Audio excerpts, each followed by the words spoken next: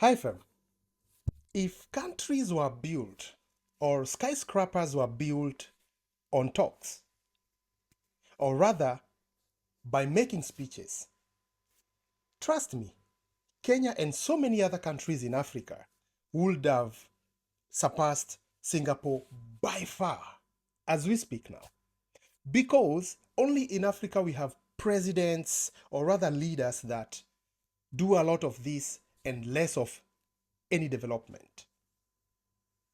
And I promise you that Kenya is going to change. This, our country. Take it from me, 10 years from today, people will come to Kenya and they will not recognize.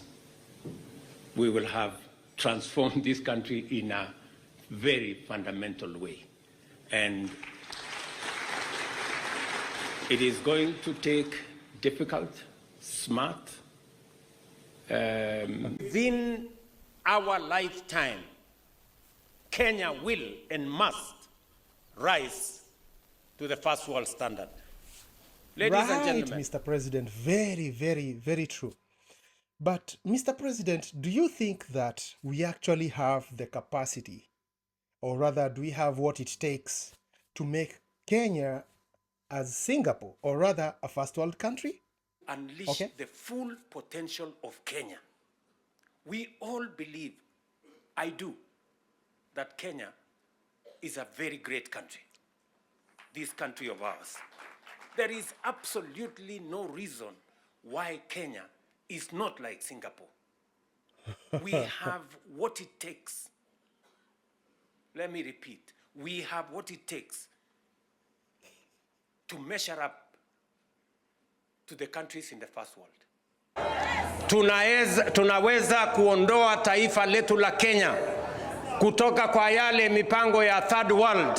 Tunaweza kuisukuma nchi hii wakati tukiishi hivi. Let's decipher this presidential speech. Let's decipher what the president just told us, that it's possible for us to make Kenya like any other first world country. First, to my understanding, I don't have, that learned capacity like the president, PhDs and everything, but I'm capable of, deciphering some, or rather understanding some concept here. To develop a country, you don't need people to come together. You need simple things like integrity, principles, especially with the leaders, the people that we've trusted with the public coffers, with our taxes. We need integrity. We need people to have, the zeal to develop their countries. Amongst the things that the president has mentioned that we need, the potential that the Kenya has to become a first world country, can you imagine he hasn't mentioned, corruption? He hasn't talked about the corruption that is a chronic disease in our country, or rather in many countries in Africa. He hasn't mentioned integrity. He hasn't mentioned merit, because the way things and projects are done in Africa, in Kenya, is through connections. Look at his cabinet. It's the people he knows, the people who can help him when he needs his political manipulation and influence. That's how he picks. Not only him, even the previous president. Many presidents in Africa, this is how they chose the people to develop our countries. Not because of they have principles, integrity, or following the meritocracy. No, it's who knows who, the connections.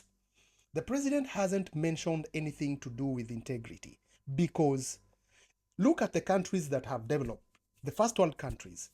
First, the leaders would resign, like the way the PM of Japan did, if they lose like the vote of confidence. They don't feel confident about whatever they are doing. They resign. But in Africa, you find countries with leaders, presidents who they are as old as Matthew Sellers, but they can't even stand. But they're still holding on to power, while we have very young and educated people. Another thing, Mr. President, countries like Singapore, They grew and developed and built their skyscrapers because their president, the president of Singapore, Lee, gave his people an opportunity. He gave his people an opportunity to grow wealth, and not through unity or whatever the things that you have mentioned, but making sure that there's integrity, making sure that there's no corruption in the projects and everything, and making sure that everybody had an opportunity to develop and to participate in growing their country based on merits. That's how Singapore built their skyscrapers, not having 30 minutes speech. Integrity. Most of the African leaders, especially in Kenya, we lack that. Just the other day, did you see how much corruption is in Homa Bay? How many billions and millions of money is getting lost? How are we going to make Kenya a first world country if we don't even have the right channels of fighting corruption? The president himself tells people to tighten their belts, while right now they are working on buying him a private jet. Tell me, we don't have enough capitation for schools, but in State House, the executive, the president, is using about 17 million for breakfast and around 17 billion in 1 year. 17 million, about 17 million every day. Every day. And we are talking about making Kenya a first world country. How, Mr. President? How are we going to do that? Which magic are we going to use? Which miracle is going to happen if we do not have integrity, we do not have principles, we do not have leaders who are actually willing to develop our country? You, Mr. President.